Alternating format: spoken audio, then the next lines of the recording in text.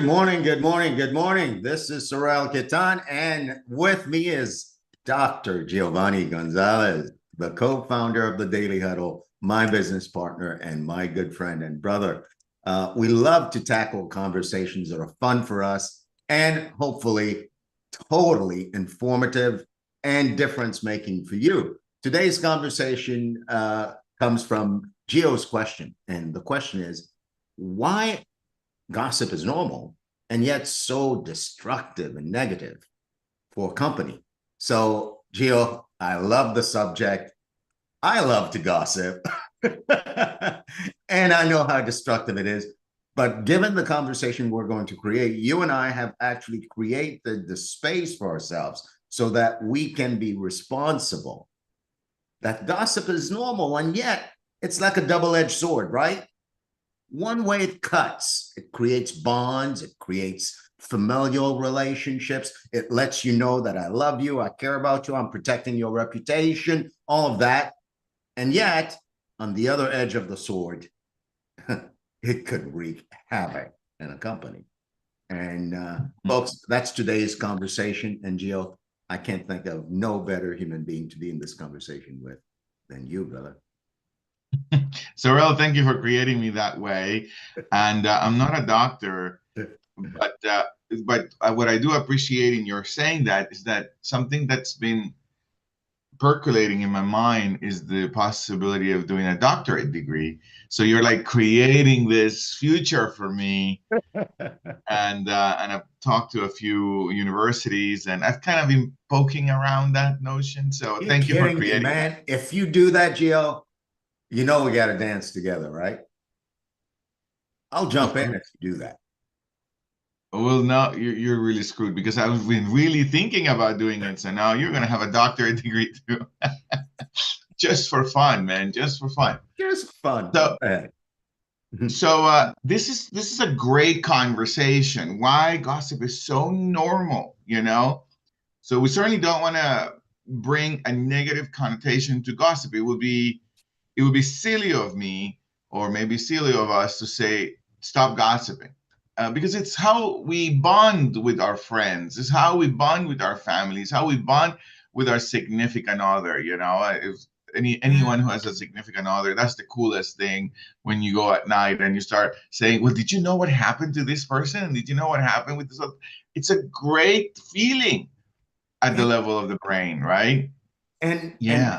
in that sense, Gio, there is this part of it that's really innocent and loving in a way.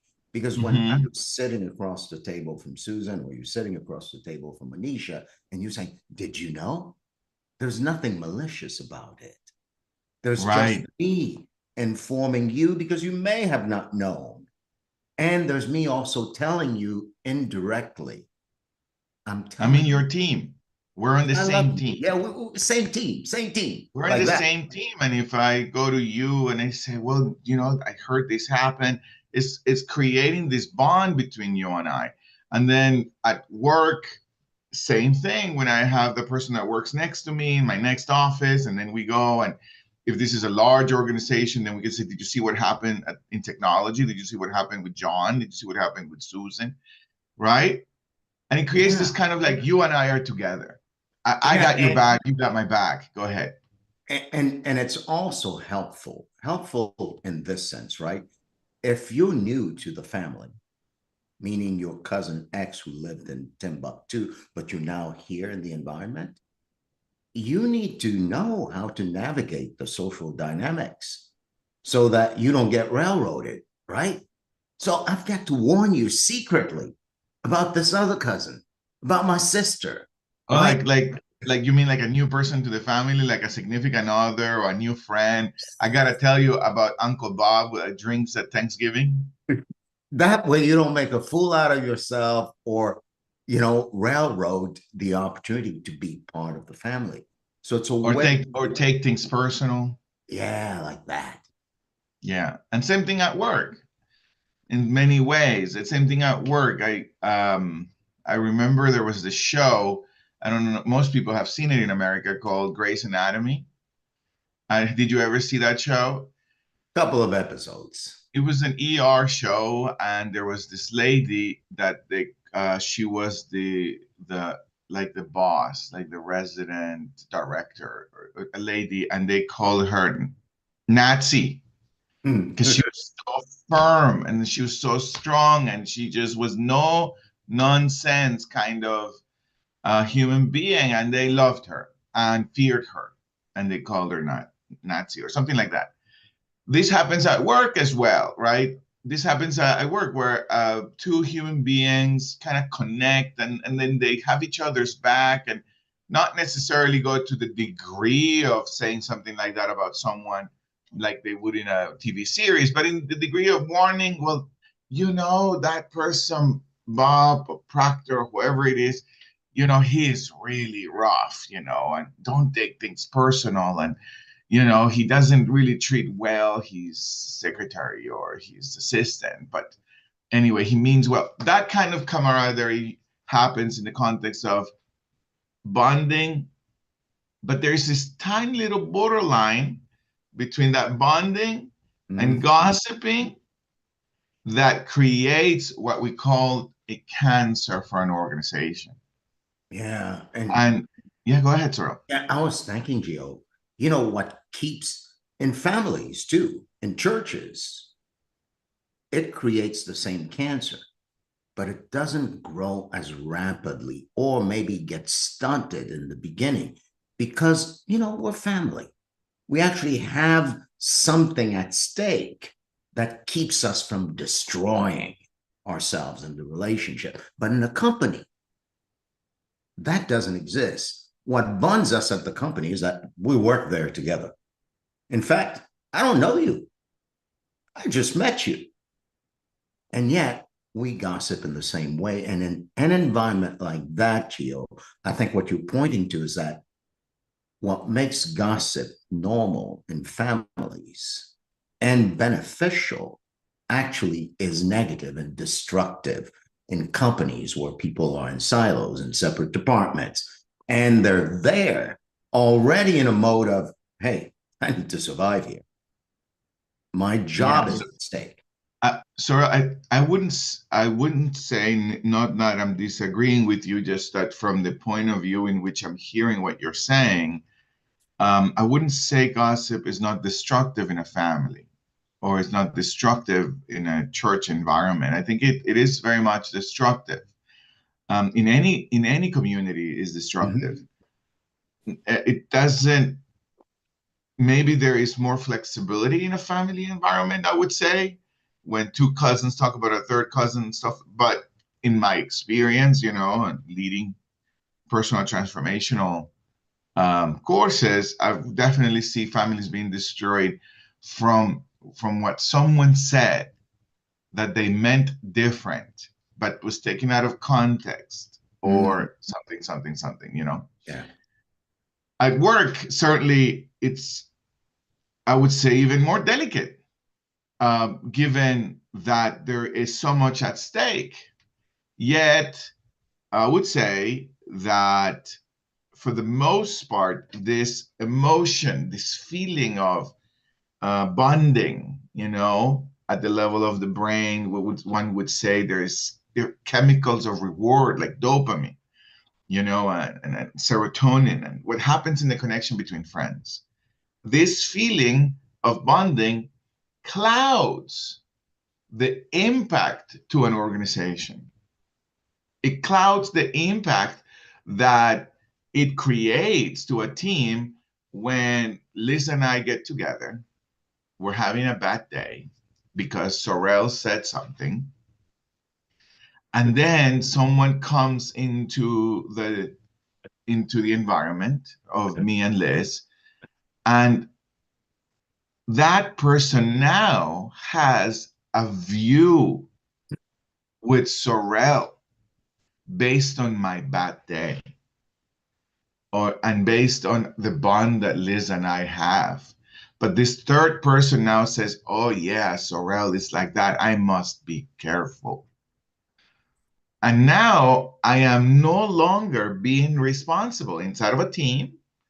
I'm no longer being responsible for the relationships around me. In fact, I'm irresponsible for Yeah, the and I'm relationship. destroying those relationships. And I could be, right? I could be Yeah. destroying those relationships, lowering morale, impacting productivity, impacting engagement, impacting all these critical aspects inside of a team. Because I'm going to point to something obvious, Saurel. So forgive me for pointing something obvious. The strength of a company, whether it's small or large, is the strength of their relationships. What forms a company is people, regardless if it's a small company being optimized by AI or a large company because it has a large impact in the marketplace. Regardless if it's a small or large company, what makes a company work? It's people. And the strength of a company is the strength of people's relationships. And so it is And critical you could for a say that there's a manager. direct.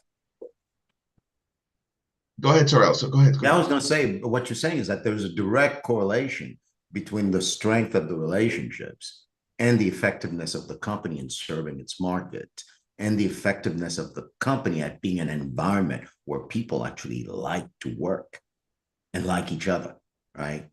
So gossip is a terrible thing in that case. And in that case, that bond that happens between two people when they gossip, if you will, or people never say gossip. People say water cooler conversations, Need to know basis. need to know basis, right? This is coming down the pipeline. Don't tell anyone. People, call it different ways. And I'm not saying anything wrong with that. What I am bringing to the front for this conversation is that leaders must take accountability for managing that, creating an open conversation where people are aware that people can be aware and can be responsible for the way that they communicate. And people, in my experience, Sorrel, people need training for that. Like how to communicate a complaint. For example, one of the things that complaints normally become gossip and nobody does anything about it. So one of the things that we say is that there's two types of complaints.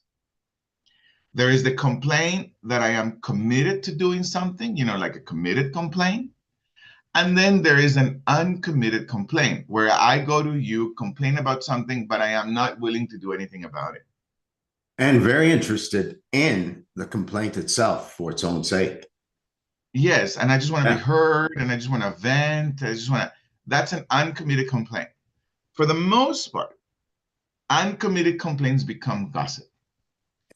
And gossip is a cancer to any organization. Committed complaints are very needed, are useful. I mean, an organization cannot grow. Market share cannot be uh, a company cannot get greater market share, growth inside of that market or in that industry. People can't grow without committed complaints. So a team leader or a manager must find a way to create an environment where people can have committed complaints. And Yeah. people must word it that way. Hey, I have a committed complaint. Why do they need to word it that way? Because when I say I have a committed complaint, I'm also saying I am going to do something about it. It's not like I'm I'm committed bringing to that. responsibility to somebody else. Yeah. It's like, no, I want to do something about it. I want to be wholly responsible and accountable for the opportunity of this complaint. But if I say I have a complaint and it is uncommitted, I'm not going to do anything about it, then it is best not to share it At all. at all. Yeah. Just go home and share it to your significant other, not at the work environment. Go home and share it with your cousin. Go home and share it, with anyone, not at work, because uncommitted complaints more often than not become gossip. And Yeah. gossip brings performance low, productivity low. It destroys great relationships. Yeah. Gio, I'm seeing a structure to how that works. You mentioned something really significant and profound earlier. You said any organization is made up of relationships. So if leaders want to have an effective organization, they need to ensure that there are strong relationships. And yet, strong relationships are created and caused by people speak. So if I hear you correctly, what you're pointing to is that in an organization, absent the leader actually tending to what's being said and how conversations are going on in the organization, almost by default, what ends up happening is that some things are working, some things are not. And for the things that are not working, people have complaints. And instead of creating their complaints in a way that makes a difference to the organization, they actually go to a friend, a special friend, and they complain not about what's not working, but about the person that's to blame. Perhaps, yeah. Right? And that festers inside of this little special bond to where both individuals, or maybe it's a group of 3 or 4 individuals who band together and share this little secret. They share this bond. They're special friends with each other. They go over lunch and they go in cocktails and they complain about the same thing, and it feels good. And you're right, unless a leader is actually creating an environment where people know that it's open and transparent and can voice a complaint as a complaint and not be beaten up for it, no retribution, then in that environment, it's really the responsibility and the accountability of the leader to create. What I'm adding to that, Saurel, is a little bit of help to that leader, not just a complaint, that the leader makes distinction between a committed complaint and an uncommitted complaint. Yeah. And it's critical because when a person comes to me with, hey, I have a committed complaint, it means that that person is willing to take responsibility for that which is not working and willing to be accountable to it and willing to create a team around it or a structure or whatever. Mm-hmm. Mm-hmm. And I can see how I need to hear that, because that's the opportunity for the company to grow. So you're pointing to, and I just say this one thing, and then there is an uncommitted complaint, and it's got to be distinguished. Yeah. Where I go to you and I say, hey, I have an uncommitted complaint, which means I'm not going to do anything about it. What I say is that people should be really mindful of simply not sharing anything that they're unwilling to be responsible for, because it could become gossip. Yeah.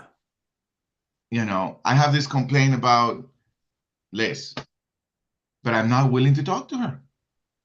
I just want to have a complaint about Liz to Saurel. And Saurel doesn't have, because of our leadership team, doesn't have like a structure to say to Gio, is that a committed complaint or an uncommitted complaint?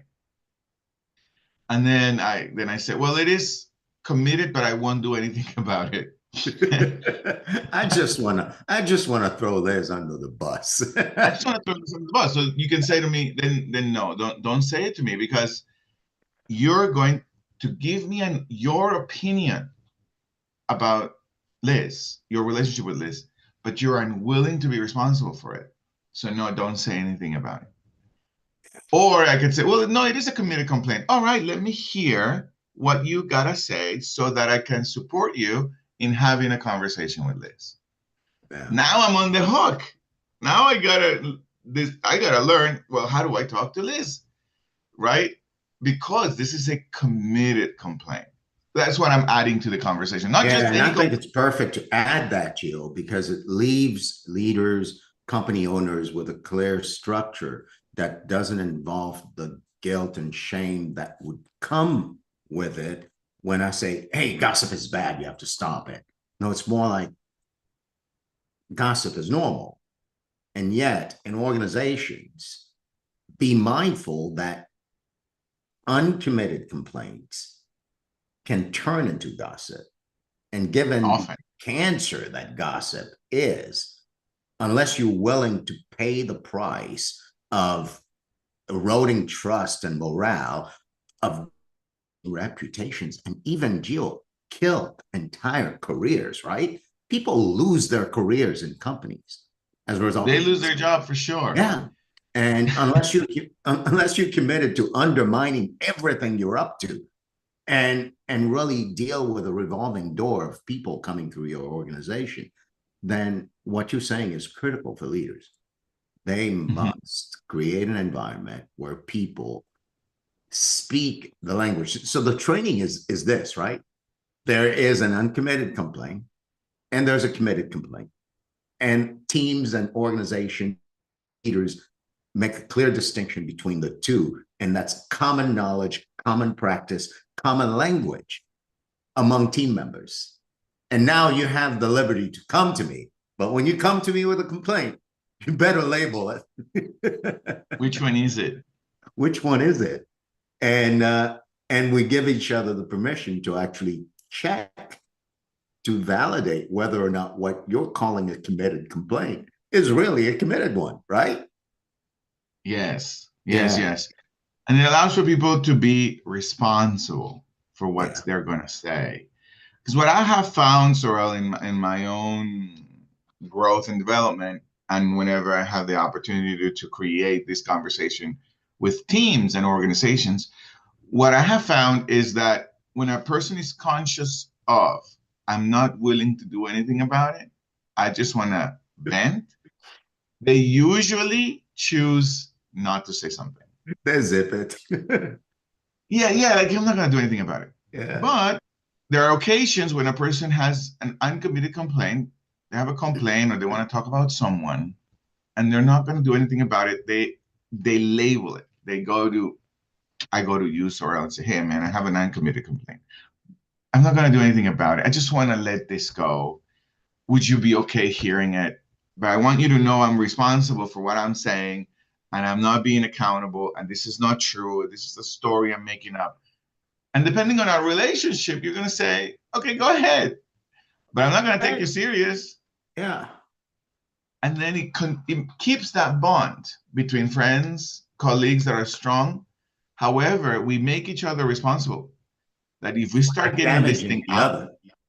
yes, if we let this out, we're actually creating gossip here. Yeah, And I've seen it, the norm, in an organic way, people start not sharing uncommitted complaints. Or another way of saying they're responsible for the water cooler conversations, they're responsible for the hallway conversations, they're responsible for gossip. yeah, And and and that's critical for organizations, critical for teams and companies. yeah. Let's save a little bit for right before the NGO. It's 25 after. I wonder if anyone in the studio audience wants to end with a comment or a question or maybe an uncommitted complaint.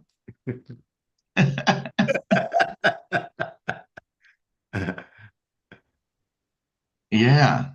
So So let us know if you have any comments or questions. I would love to hear them. Go ahead, Sorrel. yeah, I was going to say, Gio. So I think not to bottle up and put a nice bow on the conversation, but I want to ask you a question. In your experience, what have you seen as the evidence of the destructive nature of gossip in an organization that you've worked with?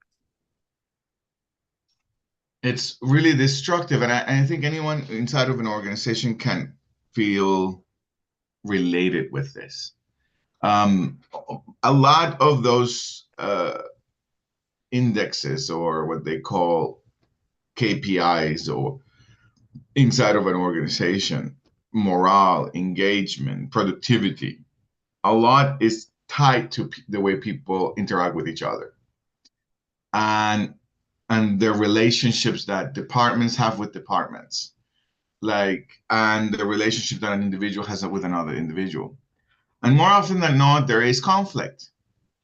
But normally the conflict stays really small between two people. If you say X and I take that personal, if I go to you and I have a conversation with you, often that stays there. However, in most organizations, because people say, I don't like conflict, I don't like to rock the boat, I don't want to confront the other person, what they often do is they don't talk to their colleagues, their best friend, and then it becomes a massive department issue. And then I have 6 people saying something about Saurel. But Saurel has never done anything to that person, has never said anything to those people, has never thought, never had that interaction, that emotional moment. But now I got 6 to 8 people having a relationship with Saurel based on somebody's bad day. And that destroys that relationship. And now Saurel is walking on eggshells. Now Saurel is doubting his own ability to perform. Now Saurel is shy to go to that department and say, I need this, or I request this. It just brings the entire productivity lower. And no one takes responsibility for that. It's just Saurel lacking confidence. And Saurel being incompetent. And Saurel being incompetent. Yeah. Yeah. And so he must go. And I see it time and time, companies let go of really remarkable people, or people suing other people because of those things. And the impact is real. Yeah, it's devastating. It's devastating. One could say that if you are when running, regardless of the size, if you ever hear the word toxic come out of anybody's mouth, like, man, this environment is toxic, or that person is toxic. If you ever hear that word, mark my words and Mark Gio's words. As a leader, it's possible that you may have not responsibility for the conversations going on that are actually building the relationships in your organization. And you have not made the distinction between uncommitted complaints, running amok, and committed complaints, assisting the organization in growing. I love it. Saurel, thank you for being with me today and having this conversation. Yeah, man, this conversation is cool. I'll never forget in Haiti, often in segments of the city or the neighborhood, there's not electricity pervasive and all over the place, but there's this one light post in the corner with a wall, and all the teenagers used to gather under that light post, sit on the wall, and we're having conversations, and all of it was gossip. And it's gossip, right? It's gossip because the minute somebody who's not part of the gang approaches, conversation stops. So if you've ever had that feeling, you may be a contributor to the cancer spreading and metastasizing through the organization. So watch out. Gossip is fun, it's normal, and it can be really destructive and negative for the company. I love it. Yeah. Take us out, brother. Awesome, Saurel. Thank you for the privilege of sending us to a wonderful Eastern weekend.